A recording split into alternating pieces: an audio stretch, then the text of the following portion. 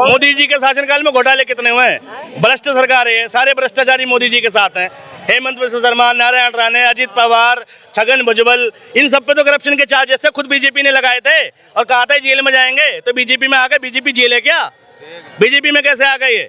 और कब होगी इन पे कार्रवाई? और देश का पैसा कब लौटाएंगे इन सब का? और पीएम केयर फंड में जो पैसा गया और दिल्ली की सड़क द्वारका वाली 250 करोड़ रुपए पर किलोमीटर खर्च हुआ, वो क्या? और ये टोल से पैसा जो आ रहा है, ठीक भाई यार, राशन बांट रहे तुम 80 करोड़ लोगों को। मैं कह रहा हूँ पेट्रोल सस्ता कर लो, पेट्रोल सस्ता कर लो, राशन अपने आप सस्ता हो जाएगा, लोग खरीद लेंगे। पेट्रोल डीजल की कीमत घटवा दो ना, राशन क्यों फ्री बंटवा रहे हो? अगर डीजल 10 रुपए सस्ता हो जाएगा, मैं कह रहा हूँ देश की बहुत सारी चीजों पे कीमत घट जाएगी, अपने आप लोग खरीद लेंगे। भाई डीजल की कीमत घटवा दो, राशन क्यों बंटवा रहे हो फ्री? 8 महीने से तुम 4-5 आदमी आकर के रोज यही बात कर रहे हो। और 8 सुनो गारंटी पे बात सुनो और 8 महीने सुनो और सुनो 8 महीने से तुम जितना कोसे हो ना, जितने चुनाव हुए हैं, तुम्हारी बात को जनता ने झुठला दिया, मोदी जी को जिता दिया। हम जितने मोदी जी के बड़ाई करे, हमारे साथ जनता खड़ा हुआ, जिसका परिणाम तुमने भुगत लिया। और फिर 2024 बवासीर इतनी जल्दी ठीक नहीं होती, बहुत लंबा कोर्स होता है बवासीर का। सुनो सही बात है। सुनो नहीं, सुनो तो सही। बवासीर खत्म होने वाली होती है, तभी क्या होता है, कुछ बीमारी फिर उभर जाती है, फिर बवासीर बढ़ जाती है। ठीक, सुनो, बवासीर जा रही। अच्छा सुनो, मोदी जी 400 पार, कुछ नहीं होना। जवाब तो दीजिए उनके सवाल का कि पेट्रोल डीजल का क्यों नहीं दाम कम? बेगर ये महंगाई, बेरोजगारी, भूखमरी, सारी चीज अगर होती तो मोदी जी जीतते, हार जाते। क्यों नहीं जाके हरवाते गाँव में? इनको है ताकत, हरवाते। मैंने कहा बवासीर इतनी जल्दी ठीक नहीं होती, और ये समझ गए मैं इनकी बात कर रहा हूँ। मैंने ये भी नहीं कहा था कि मैं आपकी बात कर रहा हूँ, मैं तो वैसी कोई बात कर रहा था। सुनो, अब मोदी जी को गाली दें, मोदी जी को कुछ कहें, देखो हमें देशभक्त, देश के मुद्दों पे बात करते हैं। मेरे कहने से अगर एक आदमी का भी मन बदलता है ना, तो मेरा काम हो गया। सुनो, मेरा काम हो गया। हाँ बिल्कुल, राजनीतिक बात ही है। कम से नहीं सुनो, बात वो होनी चाहिए, किस मुद्दे पर मोदी जी नहीं आना चाहिए और किस मुद्दे पर राहुल गांधी आना चाहिए, बात ये होनी चाहिए। तुम तो पे मोदी के नहीं। मैं सिर्फ इनसे पूछा, मोदी जी के पास कौन सी मिनिस्ट्री है? बताओ ना, एक मिनट। मोदी जी के पास कौन सी मिनिस्ट्री है? कौन सी मिनिस्ट्री है? किस मिनिस्ट्री में काम करते हैं? प्रधानमंत्री तो है। जैसे नितिन गडकरी पे सड़क परिवहन मंत्रालय है, सड़क परिवहन में काम हुआ है, बहुत अच्छा। मोदी जी के पास कौन सी मिनिस्ट्री है जो उन्होंने काम किया? बताओ। कौन सी मिनिस्ट्री है मोदी जी के पास? मोदी जी से पूछते हो, अपने आका केजरीवाल से। अभी मोदी जी से और मोदी जी सुन लो, मोदी जी के पास अगर कोई मंत्रालय नहीं है तो मोदी जी के पास सारे मंत्रालय है, और सबके चौकीदार हैं, और देश के भी चौकीदार हैं। और देश हमें चौकीदार नहीं चाहिए, देश में सरदार चाहिए, सरकार चाहिए। चौकीदार मालिक की सुनता। मालिक कौन है? गौतम अडानी, मुकेश अंबानी, उसी का तो चौकीदार है। अभी देखो तुम, मालिक कौन है पता चल गया। देखो अभी हुआ ना गुजरात में, जामनगर में सेना का एयरपोर्ट था, ठीक, और तुरंत 1 महीने के अंदर अंदर क्या हुआ, उसे इंटरनेशनल एयरपोर्ट बना दिया, ठीक, मालिक के कहने पर, मोदी जी ने। भाई एयरफोर्स का एक स्टेशन है जहां, जो बहुत सेंसिटिव होता, पाकिस्तान से बहुत करीब है, ठीक है, लेकिन मुकेश अंबानी के गेस्ट आने थे तो जामनगर के एयरफोर्स स्टेशन को इंटरनेशनल एयरपोर्ट बना दिया 1 महीने के अंदर अंदर। यह है चौकीदारी मोदी जी की, ठीक।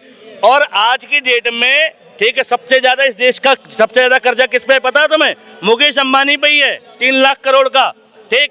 और उसके बावजूद, ठीक, उसके बावजूद तुम उसका एक पत्ता नहीं ला सकते। ये बताओ, मोदी जी ने कितनी बार गौतम अडानी के खिलाफ बोला, कितनी बार मुकेश अंबानी के खिलाफ बोला? कई हजार करोड़ की ड्रग्स पकड़ी गई थी गौतम अडानी के उस पे, ठीक है। क्या बोला मोदी जी ने? अरे चौकीदार तो हैं वो, बिल्कुल सत्य बात है, लेकिन देश के उद्योगपतियों के हैं वो। अनंत अंबानी, आज से 3 महीने पहले वीडियो वायरल हुआ था, एक सीनियर उनके यहाँ काम करता था, पैर छू रहा था। अनंत अंबानी उनको उठाने की बजाय पीठ थपथपाता, शाबाश मेरे पैर छूने के लिए, ठीक है। उसकी इमेज सुधारने के लिए प्री वेडिंग सेरेमनी चल रही है, हजारों करोड़ रुपए खर्च कर रहे हैं कि भैया अनंत अंबानी तो राम भक्त है, वो राम पर लेक्चर दे रहा है, जगह जगह वीडियो वायरल हो रहे हैं उसके, ठीक है। मतलब वो डिजर्व भी करता है इन चीज़ों को। इतना पैसा होने के बाद ढंग से बोलना नहीं आता, चलना नहीं आता, उसको सीनियर आदमी की रिस्पेक्ट नहीं है, और पूरी मीडिया में छाया हुआ अनंत अंबानी, उसमें ये आ रहा है, वो आ रहा है। ये मोदी जी की चौकीदारी का तो नतीजा है। जामनगर जो इंटरनेशनल एयरपोर्ट बना, तो ऐसा चौकीदार नहीं चाहिए देश को। देखो एक बात ध्यान रखना, जब देश में मोदी जी ने कहा था ना मैं भी चौकीदार, तो तुम जैसे जो भक्त हैं, ठीक है, बेवकूफ लोग हैं, उन सब ने लिखा मैं भी चौकीदार। मैंने उस टाइम पर भी अपनी फेसबुक आईडी में समझदार लिखा था, तो चौकीदार नहीं समझदार बनो। मैं समझदार हूँ, चौकीदार नहीं। अब देश तय कर ले, देश समझदार के हाथ में जाएगा कि चौकीदार के हाथ में जाएगा। कह रहे सिर्फ उद्योगपति के चौकीदार हैं, गरीबों के नहीं। कौन कहता है? कह रहे इनकी बात पर चलता है।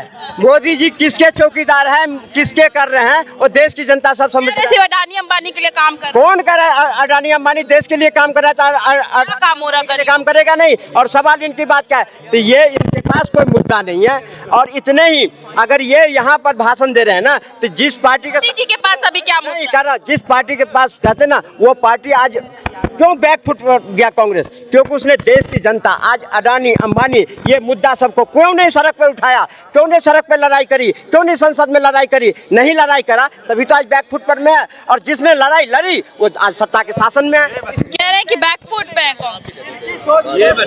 अच्छा एक बात बताओ, सड़क की लड़ाई फिर सत्ता में थे, सत्ता में आने के लिए लड़ी थी उन्होंने, अब सत्ता में आगे बीजेपी वाले। वो स्मृति ईरानी 30 रुपए सिलेंडर पे बढ़ते थे, भैया है कांग्रेस सरकार है, सड़कों पे नाचती फिरती थी। आज सिलेंडर भैया 100 रुपए बढ़ता है, 1000 रुपए का सिलेंडर हो रहा है, कहाँ गायब है वो? मैं तो 86 रुपए का भाई उससे कहा था एजुकेशन पे बोलो, एजुकेशन पे बोलो। क्या एजुकेशन मिनिस्टर रही वो? आज तक अपनी डिग्री नहीं दिखा पाई, कहीं 12वीं पास है, कहीं 10वीं पास है, कहीं ग्रेजुएट है, ठीक। और फर्जी डिग्रियां लेकर देश के एजुकेशन मिनिस्टर बनी थी वो। मोदी जी की अपनी डिग्री का आता पता नहीं है, ठीक। भाई ये बताओ बीजेपी में है कौन यार पढ़ा लिखा, कौन है? तुम्हारा ऑक्सफोर्ड यूनिवर्सिटी का जो प्रिंसिपल है और कौन प्रिंसिपल कौन? अरे यूनिवर्सिटी में प्रिंसिपल नहीं चलता, डीन चलता है, डीन। कॉलेज में डीन चलता है। ऑक्सफोर्ड यूनिवर्सिटी से पढ़ के आया है। सुन लो भाई, सुन ले।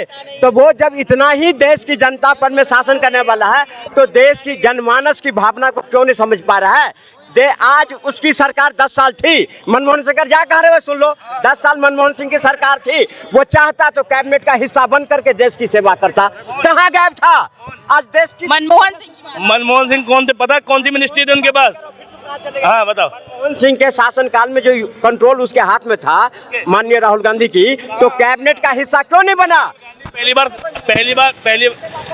राहुल, अरे पहली बार सांसद कब बने राहुल गांधी, ये बताओ। पहला चुनाव कब लड़ा लोकसभा का उन्होंने, ये पता है? मैं कहता तो अमेठी से चुनाव लड़के गया था ना संसद में, वही जब फाड़ा था बिल को, मनमोहन सिंह के बिल को किसने फाड़ा था पार्लियामेंट में? राहुल गांधी ने फाड़ा था। अरे यार क्या बात करूं, मनमोहन सिंह के बिल को किसने फाड़ा था पार्लियामेंट में? ये जब तुम्हें पता नहीं है तो तू क्या बात करेगा तेरे से यार? मोदी जी के सपोर्टर है, यथा राजा तथा प्रजा, जैसा राजा है वैसी प्रजा है। मेरा झूठ सबसे मजबूत। भागो, दिखाओ बिल दिखाओ, भाग। बढ़िया तरीका था। बीजेपी 2 सीट से गई थी संसद में, जब भी गया अटल और आडवाणी गया, सुन ले बात, और 2 सीट से आज 350 पर पहुंचा। क्यों पहुंचा? संघर्ष, मेहनत। मोदी जी की आज भी हैसियत नहीं है कि देश में असल मुद्दों पे चुनाव करा लें। ये 2 सीट से अगर आज 300 सीट हुई है ना, सिर्फ एक चीज है, मंदिर मंदिर मंदिर, और कुछ नहीं है।